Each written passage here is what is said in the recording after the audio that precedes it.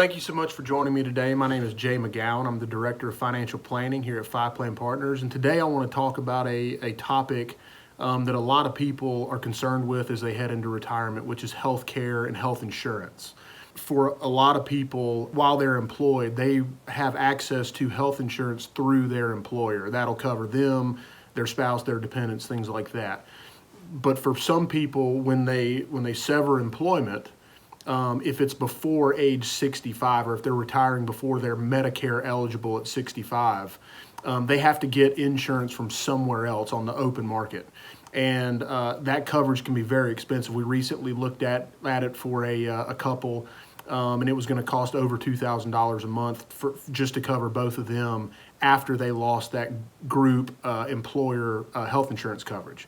And so heading into retirement, this can be one of your largest expenses. With a little planning, though, there is, based on the current law and the current environment we're in, there may be opportunities to mitigate the cost of that insurance if you go through the healthcare exchange or healthcare.gov to obtain that health insurance coverage. And so the subsidies that you can receive by going through the healthcare exchange are based on modified adjusted gross income. There's a threshold, I believe it's 17,000. The top end of that threshold goes up and down based on the number of people in your household that you're insured. But let's say, let's take a family of two, so a retired couple of two. Between 17,000 and about 68 or 69,000, you are eligible for a subsidy. If you have more than $69,000 in modified adjusted gross income, then that subsidy goes to zero, and you don't get any help with your health insurance. And so, with a little bit of planning, let's say that a couple needs more. They retire, they don't have any income, they haven't started Social Security yet, but they need $120,000 a year to live on, and they're going to get that. They're going to obtain that by taking withdrawals from their investment accounts.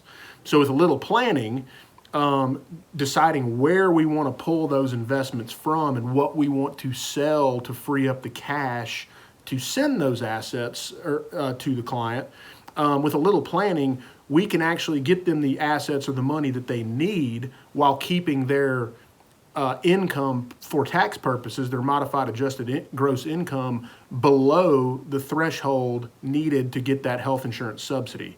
For kind of an example, just to give you an idea of how much of a savings it can be, the estimate for a family of two in Jefferson County, Alabama, whose modified adjusted gross income is about $60,000, the estimated subsidy would be about $1,400 a month. So that means your only cost is $600 out of pocket. And so it's a very worthwhile thing to look at if you retire early before you are eligible for Medicare.